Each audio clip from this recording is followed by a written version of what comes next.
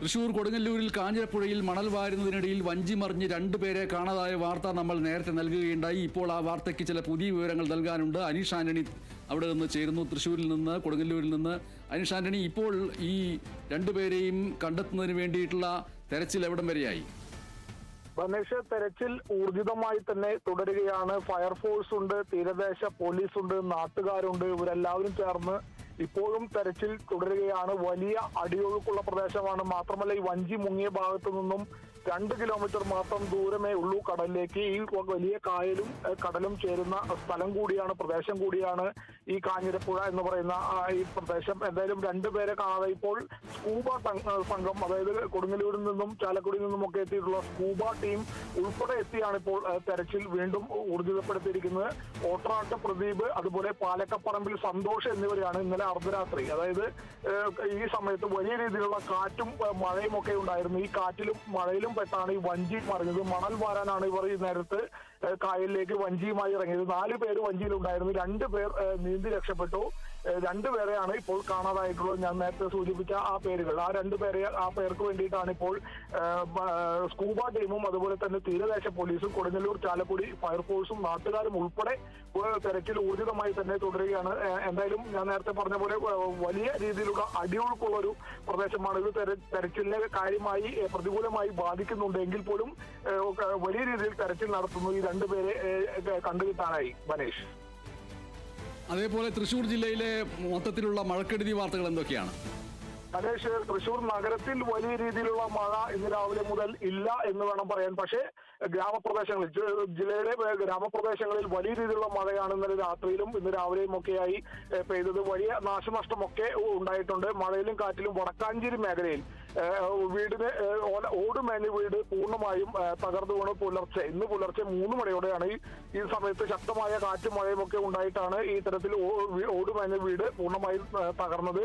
ഈ വീട്ടിൽ ഈ സമയത്ത് ഗൃഹനാഥനായ 70 വയസ്സുള്ള കൃഷ്ണൻകുട്ടി, അതുപോലെ അദ്ദേഹത്തിന്റെ ഭാര്യ, അതുപോലെ മകൻ, ഈ 3 പേരും ഉണ്ടായിരുന്നു. ഈ ഓടും മരങ്ങളും ഒക്കെ വീണ് ഇവർക്ക് നിസ്സാര പരിക്കേറ്റെങ്കിലും രക്ഷപ്പെട്ടു എന്ന് വേണം പറയാൻ. എന്തായാലും ഈ നാട്ടുകാർ എത്തി ഈ സംഭവം അറിഞ്ഞ് ഈ ശബ്ദം കേട്ട് നിലവിളി കേട്ട് നാട്ടുകാരെത്തിയപ്പോൾ ഇവർ വീടിന് ഉള്ളിൽ ഈ ഓടുകൾക്ക് ഇടയിൽ കിടക്കുകയായിരുന്നു. നാട്ടുകാരാണ് ഇവരെ രക്ഷപ്പെടുത്തി. അതുപോലെ തന്നെ കുന്നംകുളത്ത് അരി മാർക്കറ്റിൽ ഇരുമ്പ് മേൽക്കൂര തകർന്നു വീഴുന്ന ഒരു സംഭവം ഉണ്ടായി. ഇതും ഇന്നലെ രാത്രി പെയ്ത കാറ്റിലും മഴയിലും ഒക്കെയാണ്. എന്തായാലും വലിയ രീതിയിലുള്ള മഴക്കെടുതിയാണ് ഉണ്ടായിട്ടുള്ളത്.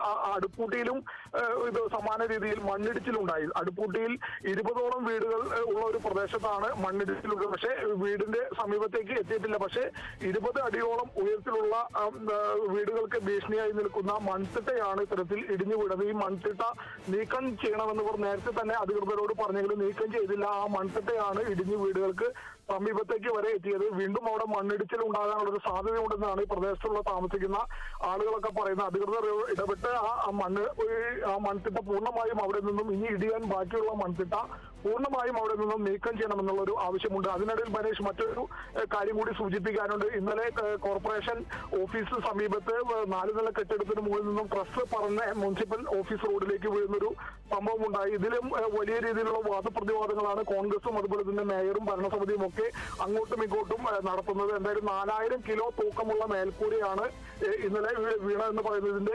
ഇതിനെ ഉറപ്പിച്ചിരിക്കുന്ന ഭാഗം ഇളകിയിരുന്നു. ഇത്തരത്തിൽ വലിയ രീതിയിലുള്ള പരാതികൾ കോർപ്പറേഷൻ അധികൃതരോട് അറിയിച്ചിട്ടും അധികൃതരുടെ അനാസ്ഥയാണ് ഇത്തരത്തിൽ ഈ ചെറിയൊരു കാറ്റ് വന്നപ്പോഴേക്കും ഈ മേൽക്കൂര റോഡിലേക്ക് പതിക്കാനുണ്ടായ കാരണം എന്നുള്ള തരത്തിലൊക്കെയാണ് കോൺഗ്രസും പ്രതിപക്ഷ പാർട്ടികളും ഒക്കെ ഉന്നയിക്കുന്നത്. പക്ഷേ മേയർ ഇതിനൊരു അന്വേഷണം ഇപ്പോൾ പ്രഖ്യാപിച്ചിട്ടുണ്ട്.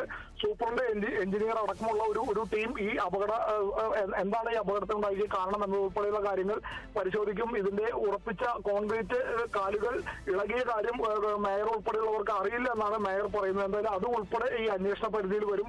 പക്ഷേ DCC പ്രസിഡന്റ് മേയർക്കെതിരെ ഇപ്പോൾ രംഗത്തെത്തിയിട്ടുണ്ട്. അതായത് കൃത്യമായ രീതിയിൽ പരാതി നൽകിയിട്ടും കോർപ്പറേഷന്റെ അനാസ്ഥയാണ് ഇത്തരത്തിലൊരു വലിയൊരു ട്രസ് റോഡിലേക്ക് വന്ന് വീഴാനുണ്ടായ കാരണം. ഭാഗ്യവശാൽ മാത്രമാണ് ആളുകൾക്ക് ഒന്നും സംഭവിക്കാതിരുന്നെന്നാണ് പറയുന്നത്. കോർപ്പറേഷൻ ഇതിന്റെ ഉത്തരവാദിത്തം, മേയറും കോർപ്പറേഷൻ ഭരണസമിതിയും ഈ ട്രസ് വന്ന് പറന്നു വീണതിന്റെ ഉത്തരവാദിത്തം ഏറ്റെടുക്കണമെന്നാണ് DCC പ്രസിഡന്റ് ഇപ്പോൾ പറഞ്ഞിരിക്കുന്നത്. മനേഷ്,